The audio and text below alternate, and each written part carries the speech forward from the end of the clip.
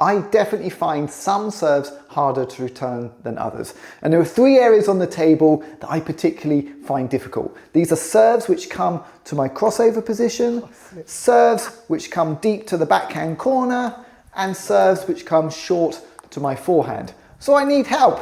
And I've been working with coach Ferenc Horvath recently, and he's been helping me improve my return of serve. Not only to get these serves back, but to get them back in a more positive way. So if you also struggle with serves in these areas, keep watching, because Ferenc has some really useful tips that he gives to me, which will hopefully be really useful for you as well. Let's take a look at the coaching session. Oh, I slipped. Oh, yeah. It's too safe. Because I may as well. I mean, what should I do? Should I, in this exercise, should I just try and go for it no matter how many times I miss? Because I feel like against someone like you, and the better players can come up across, this just feeds you, right? It just gives you easy attacks. If I tell you it's float half long or topspin half long, you would prepare yourself completely different. Yeah. You would go around the corner, and in that action, you would lock the body to go for it. Right now, for whatever the reason is, the body starts to drop a bit too much, and when you make your positional adjustments, your hip rotation is not ready. So this is what I see. You move, and then the hip is not rotating automatically. No matter if it's a side step or just lean away, the body needs to start the preparation. So this is not happening, and it's not fast enough as well. If it's like a slowish, half-longish topspin serve, it's going to kick out anyway. Yeah. So it's not necessary to change position that much, but it's more important to create the space with your hip and then just let the ball come out, like typically this serve. Yeah, you see that? The reason you don't want the weight transfer that much, because it's a bit risky. You do the weight transfer, we talked about it, your recovery is there. So you might want a bit more stable balance and just rotate at the center of your gravity here, no shift that much, but then you see this body rotation? Yeah. It creates power. So you don't need to use this leg power. You can use the opposite bend, left to right bend, to rotate the body more. So typically, that's the one. Yeah. So typically when I try to ready myself, my main focus is the crossover area. I set myself up accordingly, rotation, and I ready my hip rotation and my high back. Because every other position is way easier. Yes. Forwards. Yes. See? So this one. And there. Yeah, okay, fine, but right leg. Nice. Crossover. That's it. Yes. Again, not enough. Not more enough. winding. More right leg, more hip rotation, and then. That's the one. That's good.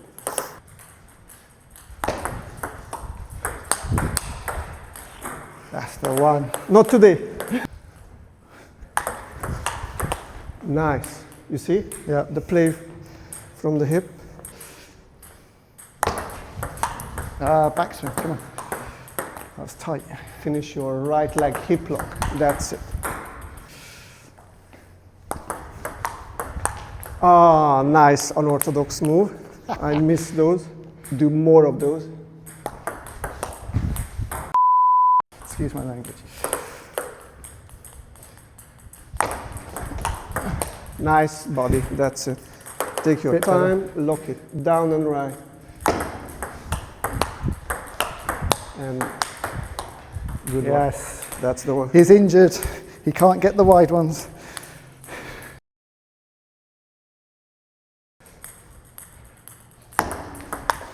Yeah, fine. Right, sir.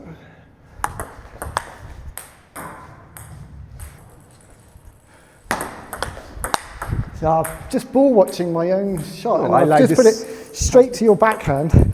Maybe go to the middle, go somewhere else. Come on. Yeah, that's fast. Very fast. You scared me. It's your, I trigger your arms, your body posture to be changed. Like, okay. Okay, stay low. Oh yeah. Well played.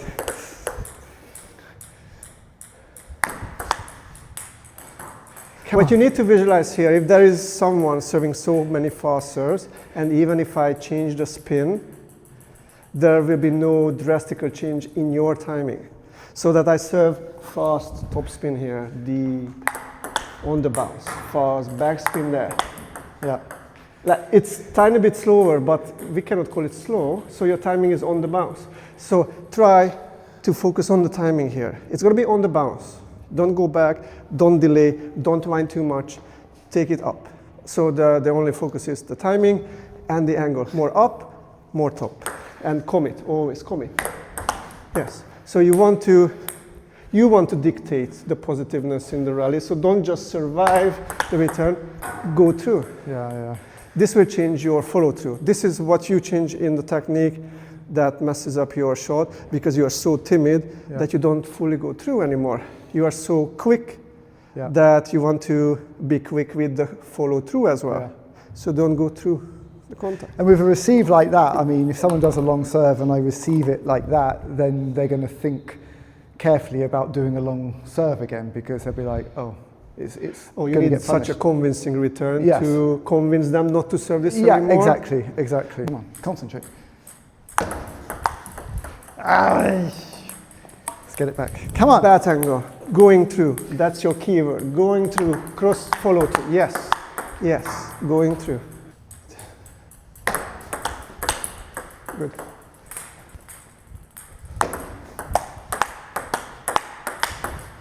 Lovely backhand. So be positive, go for it. Good.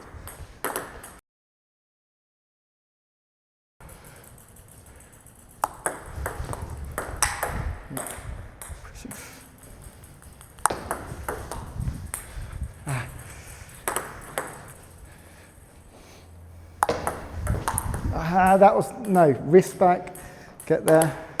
Come on, I know I can do it. I would flatten the forearm closer to the surface of the table because you are arriving from above. Right, yeah. And then you stretch your arm down. You don't have this nice flexible half openness here. Yeah, that's what it feels to like. hit it up and through. You go down there, and then your bat is still too high. You need to come a bit more from underneath. Yeah. So when you set your position, I would set the elbow to be in front of the chest, that's how much you lean, and to flatten the forearm to be parallel with the table. Where was yours? I think, yes, yours typically a bit higher. Yeah. So you almost always, you're going to lose time descending for the contact. True. That's it. Yeah. So you need to guide your arm horizontally for the returns. If it's a push or if it's a flick, you cannot descend for the return. Lovely. That's good. So sit your elbow a bit lower there. The other reason you should do it this way, I think, is because you need some disguise between the push and the flick. Yes. Maybe the only thing you cannot disguise, the bat angle, that's something you can't really play with, but the arm shape can change. You see, this is the push shape, and this is the flick shape. Yeah. So if it's not looking similar, then... So most in my head I need to think most mentally, okay, I'm coming in, because I don't come in with a push like this. Yes, exactly. Like so your push arm shape is perfect. Yeah. Okay. You have a low elbow, you guide your arm in, and you push like that. And when the flick comes, how do you come in? So the whole preparation is different. If I look at you early enough, I can see which one is intended to be a flick. Low. Yes. So if you have your focus on your forearm, that it's close to the table, drop shots, long pushes, flicks, it will naturally keep you lean. So just focus on guiding your arm over the table. If it's working. One there. 0-1. Didn't lock in the wrist, that's backhand. 1-0. Good crossover, that's nice. Recover the next one, stay low. 1-2.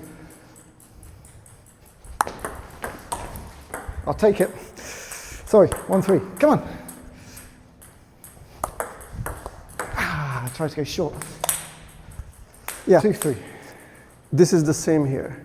Too I know short. this open arm feels more comfortable, especially if you ever watched like Ovcharov. He has a really low elbow. He's just bending the wrist and keeps the elbow low. Okay, because this one prevents you to go really underneath against the heavy backspin. So drop the elbow on the short backhand. 3-3. Positive. Positive. 3-3.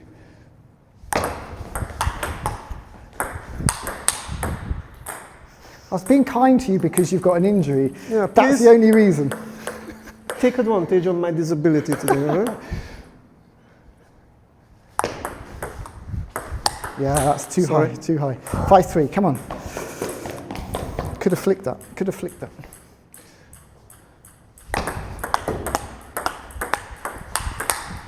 Ah, sugar. 6-3, I had that point.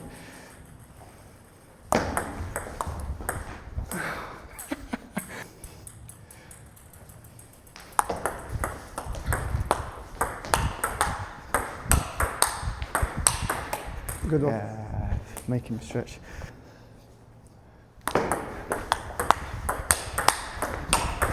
Nice. 6-6. There we go, that's the one. I could have flicked that, I could have flicked it. 7-6. Yeah. That was not good. That was not good technique. 8-6, come on, positive. Good, that's positive. 8-7. Ah, well, should have been backhand. 9-7. Okay, it was positive, I just misread the float. 10-7. Too much, that's too much. That's not what we've worked on. Do that serve again, I have to do that better. Come on, just short counter topspin. That was a bit of backspin. Come on. That was previously, that was backspin. Was it? Yeah. Bollocks.